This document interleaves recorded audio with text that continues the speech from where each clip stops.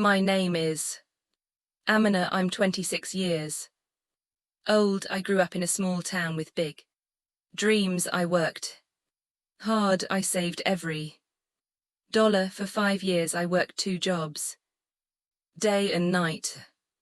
I had one goal: to open my own beauty salon. I believed in myself, but more than that, I believed in love. One day I met Amir. He was charming, polite, and always smiling. He told me, "You're special, Amina.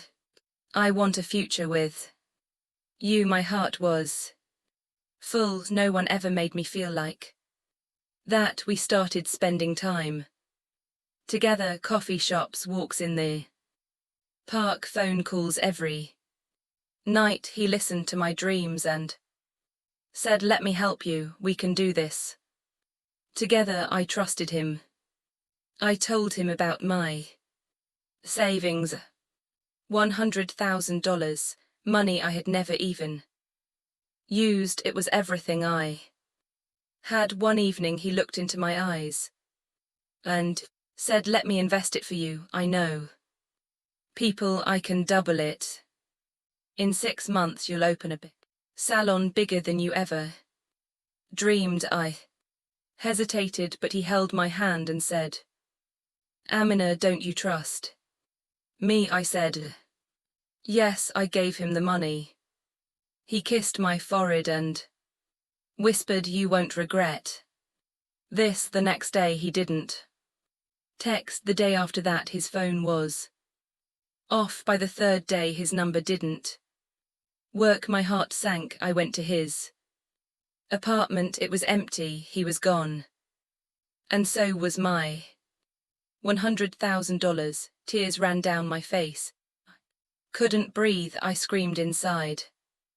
Why did he lie to me? I couldn't sleep that night. My heart was broken and my head was full of questions. Where did he go? Why did he lie to me? Was any of it real? I sat on my cold bed holding the small box where I had kept all my receipts, my savings plan, and my dreams. Now the money was gone, and so was air. I went to the police station. I told them everything. He said he loved me.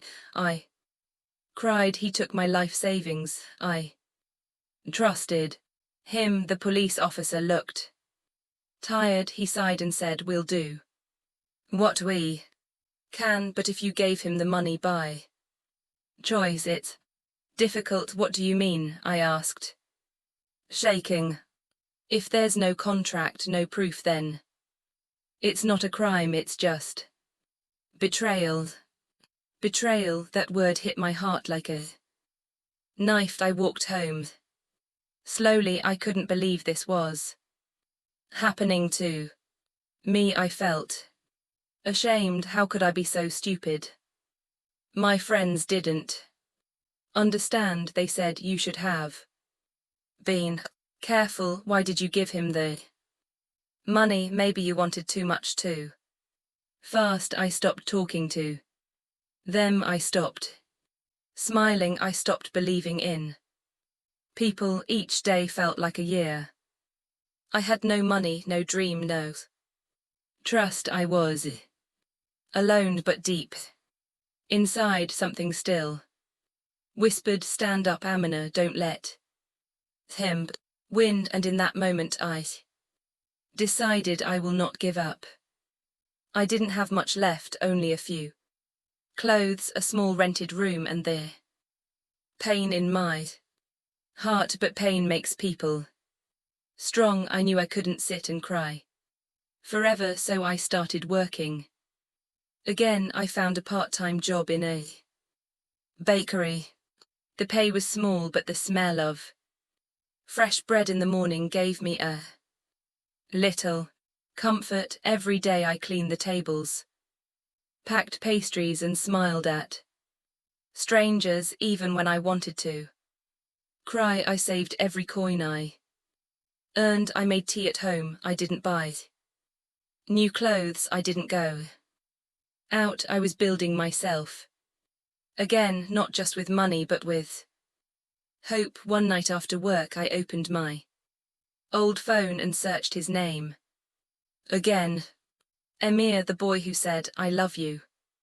Every night. The boy who kissed my forehead and said, "I'll take care of you." The boy who vanished with my dreams, and suddenly there he was, a new profile, a different city but the same smile. He had posted a photo with another girl's.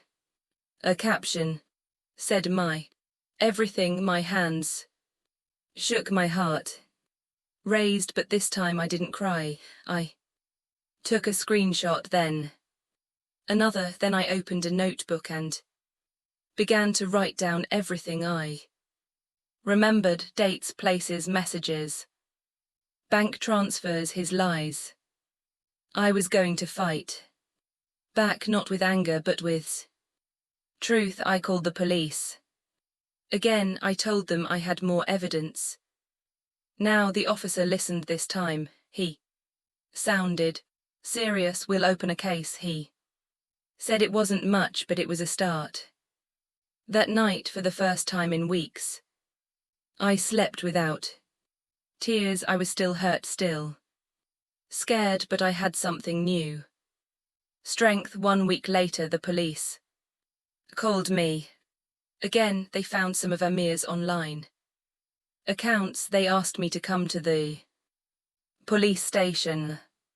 I took my notebook. It had many screenshots and notes. I sat in front of the police officer. I felt small and scared, but I spoke clearly. He said he loved me. He wanted to start a new life with me. He asked me for help. I gave him $100,000. The officer listened and wrote everything down. Then he said something that surprised me. "You are not the only one," he said. "What?" I asked. He showed me his computer screen. There were 3 other women. They lived in different cities, but the story was the same. Amir lied to them. 2. Amir took their money. Amir broke their hearts. I felt very sad, but I also felt strong. I was not alone. The police gave me the phone number of one woman. Her name was Illa.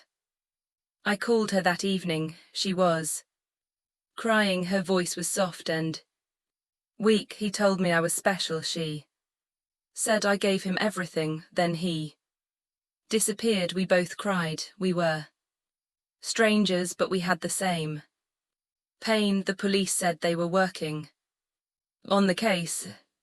They would try to find air. They told us to wait. It could take time. That night I walked home. I looked at myself in a store window. I looked different. I was not the same girl. I was stronger now. I was hurt, but I was not broken. I was fooled once, but never again. After I talked to Layla, we started speaking every day. We talked on the phone in the morning. We texted in the evening. We were not just 2 women with the same problem. We were now friends. Illa was kind. She listened to me.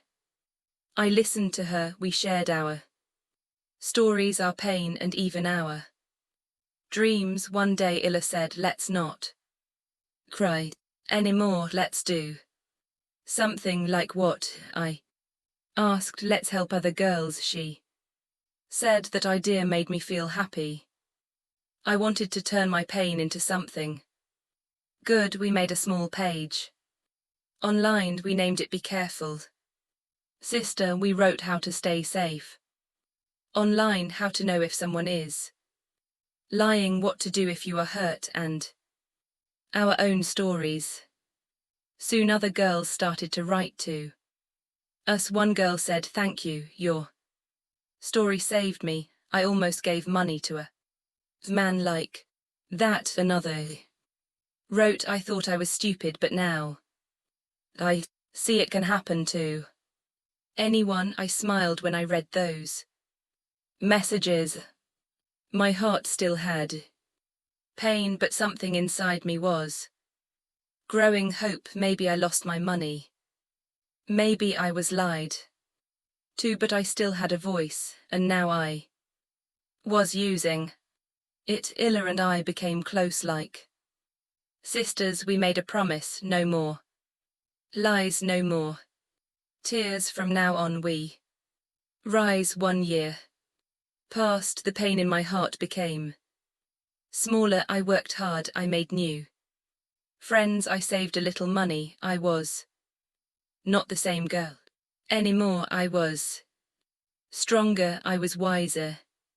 But sometimes I still cried at night. One evening I looked at myself. The mirror, I touched my heart and said, it was not your fault. You loved someone, you believed him. That is not bad, that is beautiful. I sat on my bed and wrote a letter to myself that said, dear me, you lost $100,000, but you found yourself. You are not weak, you are not stupid, you are brave. I felt tears fall from my eyes, but they were soft, warm tears, not from pain, but from healings.